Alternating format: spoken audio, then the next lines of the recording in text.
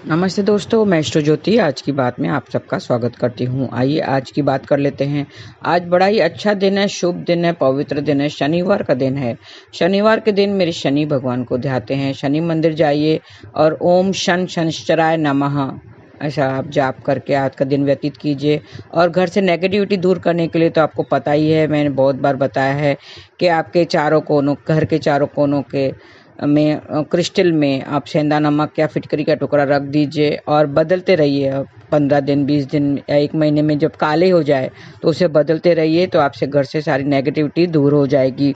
मैं वास्तु से शुरू करती हूँ। वास्तु में थोड़ी सी बातें और आज की खास बात ले लेंगे और कृष्ण कथा में मैं ज्ञान की बातें करूंगी, तो आइए अंत तक बने रहिए और लाभ उठाइए।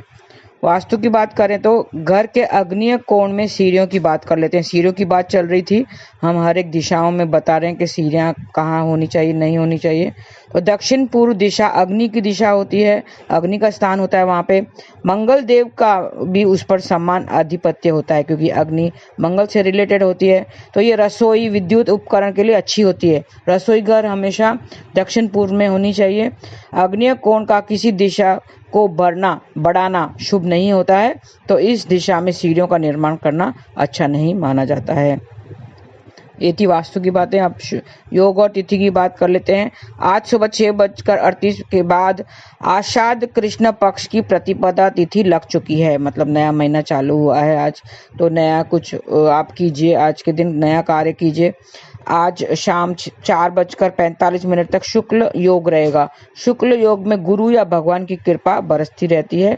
आज शाम 5:55 तक मूल नक्षत्र रहेगा। ये 19वां नक्षत्र है, मूल नक्षत्र, और एक साथ बंधी हुई पौधों की जड़ों इसका प्रतीक चिन्ह माना जाता है। और मूल नक्षत्र अपनी खोई हुई शक्ति और आधिपत्य वापस पा सकता है। तो और इसका संबंध साल के पेड़ से बताया गया है, तो साल के पेड़ की आज पूजा आराधना करें और उसे नुकसान नहीं पहुंचाना है।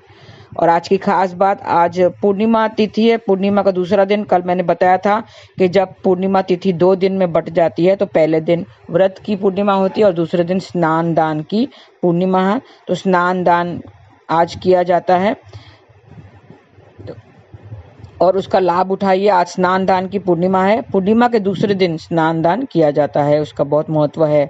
व्रत आदि की पूर्णिमा कल ही मनाई जा चुकी है और आज उद्या तिथि पूर्णिमा होने के कारण स्नान दान की पूर्णिमा आज मनाई जा रही है। आज के दिन देव स्नान पूर्णिमा भी है। भगवान जगन्नाथ के साथ उनके सुदर्शन चक्र, बलभद्र, बहन सुभद्रा को कलश से जल से स्नान कराया जाता है। तो आज के दिन जगन्नाथ जयंती भी है। जगन्नाथ यात्रा के लिए आज प्रारंभ किया जाता है। भगवान को मंदिर के गर्भगृह में स्थापित किया जाएगा। भगवान को मंदिर में गर्भगृह में स्थापित किया जाएगा। 15 दिन तक भगवान गर्भगृह में ही विराजमान रहते हैं। कहते हैं उनको नहाने धोने से वो बीमार पड़ गए और उस बीमारी के चलते उनको 15 दिन मंदिर के अंदर ही उसको रखा जाता है। तो इसके लिए गर्भगृह में ही विराजमान रहते हैं और फिर उसके बाद में यात्रा निकाली जाती है। आज दक्षिणात्यों का वट सावित्री व्रत है। आज विवाहित महिलाएं बरगद के पेड़ की उपासना करती है। जो पूर्णिमा के वट सावित्री व्रत जो हम लोगों ने किया था, अमावस के दिन किया था, तो वही वट पूर्णिमा आज है। तो वट मतलब बरगद के पेड़ की आज पूजा आराधना करनी है। और आज और खास बात है, आज बिल्व त्रिरात्रि भी है। आज के दिन बिल्व पत्रों से उमा महेश्वर की पूजा की जाती है। उमा महेश्वर मतलब शिव पार्वती। और आज संत कबीरदास की जयंती भी मनाई जाएगी। तो आज आप शिव पार्वती की साथ में पूजा कीजिए, उन्हें धूप दीप दिखाइए, दीपक जलाइए उनके सामने, और उमा महेश्वरी की पूजा की जाती है। और आज कबीरदास जयंती भी है। भक्ति काल में प्रमुख कवियों में से एक थी कबीरदास जी थे। संत कबीर ने अपना पूरा जीवन समाज सुधार के कार्यों में लगाया था। कबीरदास जी के एक अच्छे लेखक और कवि भी रह चुके हैं। कबीरदास जी भगवान राम के बहुत बड़े भक्त थे। और आज बिल्व त्रिरात्रि से जो आप आज के दिन शुभ दिन पर जो उपाय करने वाले हैं वो मैं बता देती हूँ। आज वो उपाय करके आप अपना सब मनोरथ सिद्ध कर सकते हैं। सुखी विवाहित जीवन के लिए आज बिल्व वृक्ष के पास जाना चाहिए और वृक्ष के पास धूप जलानी चाहिए। धूप से निकलते हुए धुएं को आंखों पर लगाएं और हाथों से कान के पीछे तक ले जाएं। बिल्व वृक्ष को प्रणाम करके घर वापस आ जाएं। तो ऐसा करने से वैवाहिक जीवन सुखद हो जाएगा। आज के दिन स्नान के बाद साफ कपड़े पहने और एक लोटे में जल लेकर बेल के पेड़ के पास जाएं और जल में जल चढ़ाएं और ओम का उच्चारण करते रहें। ऐसा करने से जीवन खुशहाल हो जाएगा। एक पात्र में जौ लेकर बिल्व वृक्ष के नीचे रखें। एक पात्र में जौ लेकर बिल्व वृक्ष के नीचे रखें। 2 मिनट वहीं बैठकर शिव का ध्यान करें। भगवान शिव का ध्यान करना है आज। बेल के पेड़ के पास घी का दीपक भी जलाना है, तो सारी परेशानियों से मुक्ति मिल जाएगी। बेल का फल लेकर शिव जी को अर्पित करना है और घी का दीपक जलाना है। खीर, घी, बेल के पेड़ की समिधाओं से हवन भी करना है आज, तो लक्ष्मी की प्राप्ति होगी। आज हवन करेंगे तो लक्ष्मी की प्राप्ति होगी। स्नान करके एक मुट्ठी गेहूं के दाने लीजिए और बेल के पेड़ के पास जाकर गेहूं जमीन में दबा दें, तो आज जीवन में तरक्की मिलेगी। शिव मंदिर में दूध का पैकेट दान करने से शत्रुओं से मुक्ति मिलेगी। माता पार्वती और शिव जी का आशीर्वाद लेना चाहिए। आज दोनों की पूजा करनी है, तो शत्रुओं से मुक्ति के लिए उनका भी आशीर्वाद लें। और बेल्व पत्रों से उमा महेश्वर की विधि पूर्वक पूजा करें, तो सारी इच्छाएं पूरी हो जाएगी। और मंत्र जाप करना है, ओम नमः शिवाय, ओम नमः शिवाय। ऐसा जाप करेंगे तो आपकी सारी इच्छाएं पूरी हो जाएगी। एक मिट्टी के पात्र में चावल लेना चाहिए और बेल के पेड़ के पास जाकर चावल पात्र सहित रख दें, तो परिवार में सुख समृद्धि आएगी। आज आपको बेल पत्रों से होम भी करना चाहिए। आज स्नान करके एक लोटे में जल लेना चाहिए और जल में कुछ बेलपत्र डालने चाहिए। शिव मंदिर में शिवलिंग पर जल अर्पित करें, तो कार्यों में सफलता मिलेगी। 21 बेलपत्र की एक माला बनानी चाहिए।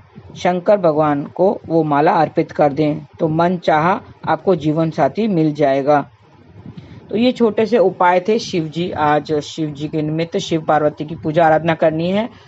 और आज वट वृक्ष की पूजा आराधना करनी है। जो विवाहित महिलाएं हैं वो अपने हस्बैंड के लंबी आयु के लिए व्रत रखते हैं और उपवास रखते हैं। तो आज ये थी खास बात हो गई आज की। और आज छोटे बैंगन का सेवन करने से बचना चाहिए। आइए कृष्ण कथा में हम थोड़ा सा बातें कर लेते हैं।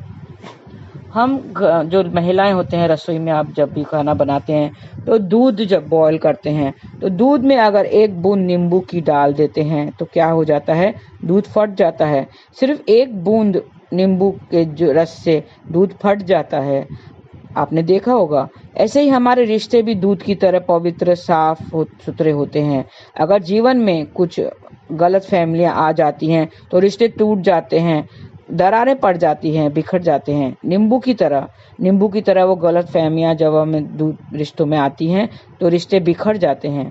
हमारे गुरु महाराज जी कहते हैं कि वो गलत फहमियों को दूर करना चाहिए, मगर रिश्ते नहीं तोड़ना चाहिए। रिश्ते नहीं तोड़ना चाहिए, कभी भी गलत फहमियों को दूर करने की कोशिश करना चाहिए। रिश्तों को निभाना चाहिए। रिश्ते बड़े अनमोल होते हैं और ये ईश्वर की ही देन होते हैं। जो रिश्ते हैं हमेशा भाई बहन, माता पिता, हस्बैंड वाइफ, ये सब जो रिश्ते हैं, सास ससुर ननद, जो भी रिश्ते दिए हुए हैं, सब रिश्ते अनमोल होते हैं और इन्हें हमें कर्तव्य से निभाना चाहिए। अपना कर्तव्य सारे निभाने चाहिए।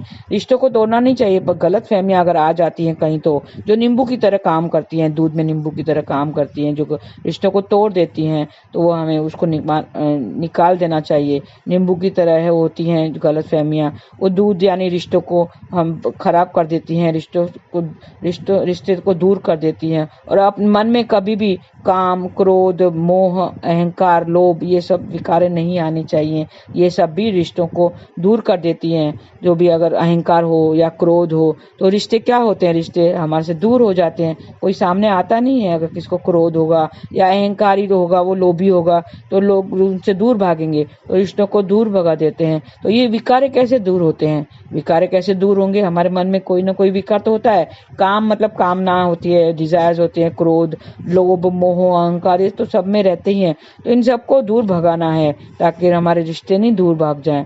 ये सब विकारों को दूर करना होगा हमें रिश्तों को करीब लाने के लिए। तो विकार कैसे दूर होंगे? नाम जाप से, प्रभु स्मरण से दूर होंगे, नाम जाप करने से दूर होंगे। कैसे नाम जाप किया जाता है? हरे कृष्णा कृष्ण कृष्ण हरे हरे, हरे राम राम राम हरे हरे। ऐसा करने से सारे विकारों से आप दूर हो जाएंगे। मन में एक शांति आती है ध्यान करने से। कल बताया था, कल जो योगा दिवस था, कल अंतर्राष्ट्रीय योग दिवस था, उसमें बताया था कि ध्यान करना है, योगा करना है, और खाली कल के दिन ही नहीं करना है, रोज ही करना है। ध्यान, मेडिटेशन एक अच्छा है मन को शांत करने के लिए, मन में स्थिरता लाने के लिए योग करना, ध्यान करना बहुत जरूरी होता है। और नाम जाप करते रहिए, आप अपने आप सारे विकार दूर हो जाएंगे और आप ईश्वर के करीब रह जाएंगे। और करते हुए निभाते ईश्वर का नाम जपते जपते आप जीवन व्यतीत कीजिए।